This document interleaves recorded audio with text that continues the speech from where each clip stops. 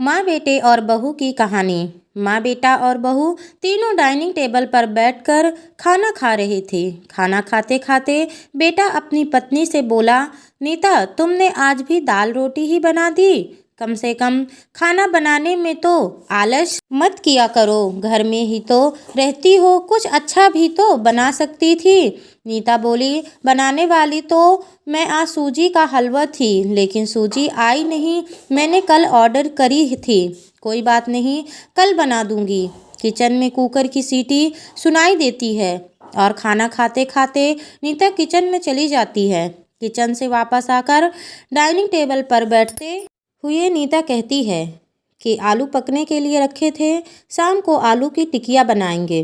उसकी सासू माँ भी यह सुनकर खुश होती है। नितिन बीच में बोल पड़ता है, ये अच्छा है, दोनों बहुत मज़े करते हो, अपने पसंद की चीज़ों को बनाकर खाते हो।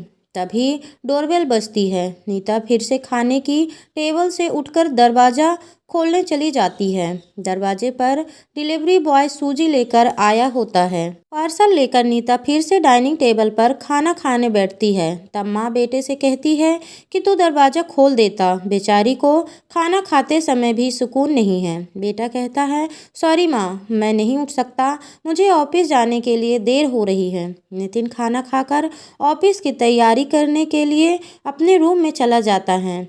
कुछ ही सेकंडों बाद वो नीता को आवाज़ लगाता है, नीता मेरी घड़ी कहाँ है, मिल नहीं रही है। नीता खाना खाते खाते ही उसे बताती है, अलमीरा के ड्रॉयर में देखो। नितिन कहता है, नहीं मिल रही है। नीता फिर एक बार खाना खाने के टेबल से उठकर उसके तरफ जाने ही वाली होती है कि सासू माँ उसे रोक लेती है और पहले खाना खाने के लिए कहती है। सासू माँ कहती है, बच्चा नहीं है, ढूंढ लेगा वह। थोड़ी देर बाद रूम से नितिन की आवाज़ आती है, मिल गई।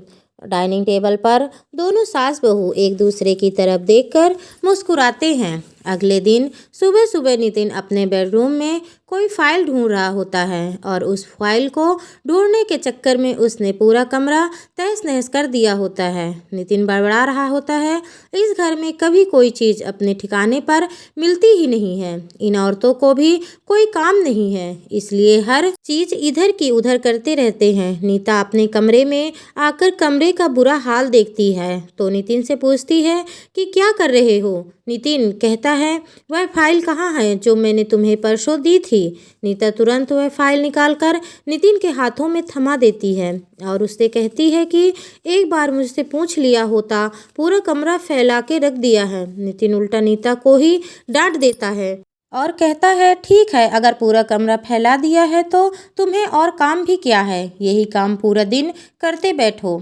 कभी कभी लगता है मुझे हाउसवाइफ से शादी करनी ही नहीं चाहिए थी। इतना बोलकर नितिन ऑफिस के लिए निकल जाता है। पति पत्नी की यह बातचीत माँ भी सुन रही होती है, जिसका नितिन को पता नहीं होता है। अब माँ और नीता नितिन को सबक सिखाने के लिए प्लान बनाते हैं। अगले दिन सुबह सुबह जब नितिन नींद से जागता है तो नीता को चाय के लिए चिल्लाकर कह रहा होता है। पास ही में सोफे पर बैठी माँ उससे कहती है, नीता नहीं है, वह अपने माँ के घर गई है, कोई ज़रूरी काम था। नितिन फ़ोन निकालकर नीता को कॉल करने लगता है। तब माँ उसे रोकते हुए कहती है, फ़ोन मत कर, माँ के घर ही तो गई है, आ जाएगी 2-3 दिन में। नितिन फ़ोन रख देता है और माँ से कह रहा होता है कि माँ चाय। तभी माँ बोल पड़ती है, हाँ हाँ 2 कप बनाना, मैं भी पीऊँगी। बेमन से नितिन किचन की तरफ जाने लगता है चाय बनाने के लिए। तब माँ फिर से खड़े होते हुए कहती है, अरे बेटा रुको। नितिन को लगता है कि माँ उसे रोक कर चाय बनाने चली जाएगी, लेकिन माँ कहती है, मेरी चाय में थोड़ी चीनी कम डालना। नितिन चाय बनाकर लाता है। माँ और बेटा दोनों चाय पी रहे होते हैं। तब माँ बोलती है, अच्छी बनाई है, लेकिन नीता जो चाय बनाती है उसमें तुलसी की कुछ पत्तियाँ डाल देती है, उसका स्वाद ही अलग होता है। बेटा कोई नहीं, अगली बार जब तू चाय बनाएगा तो ध्यान रखना। नितिन माँ की तरफ देखता ही रह जाता है। थोड़ी देर बाद नितिन माँ से कहता है, माँ आज खाने में मटर पनीर। माँ फिर से नितिन की बात काटते हुए माँ कहती है, अरे वाह, आज मेरा बेटा मुझे मटर पनीर बनाकर खिलाएगा, अच्छा है, अच्छा है। काफ़ी दिनों से मटर पनीर खाने की इच्छा हो रही थी। नितिन कहता है, अरे माँ, मैं तुम्हें मटर पनीर बनाने के लिए कह रहा था।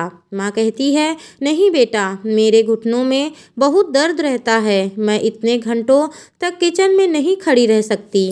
नितिन अपना फ़ोन निकालकर रेस्टोरेंट से ऑर्डर करने लगता है। तब माँ उसे रोकते हुए कहती है, इस उम्र में मेरा पाचन अच्छा नहीं रहता बेटा, मुझे गैस हो जाती है और तुम मुझे बाहर का खाना खिलाना चाहते हो। तू तो अपनी माँ से प्यार ही नहीं करता। नितिन ना चाहते हुए भी घर का खाना बनाने के लिए किचन में चला जाता है। 1 घंटे बाद खाना बनके तैयार हो जाता है। नितिन 2 थाली में खाना परोसकर माँ के पास आता है। माँ देखती है कि नितिन ने दाल रोटी बनाई है। माँ नितिन से कहती है, अरे बेटा, तू तो मटर पनीर बनाने वाला था ना।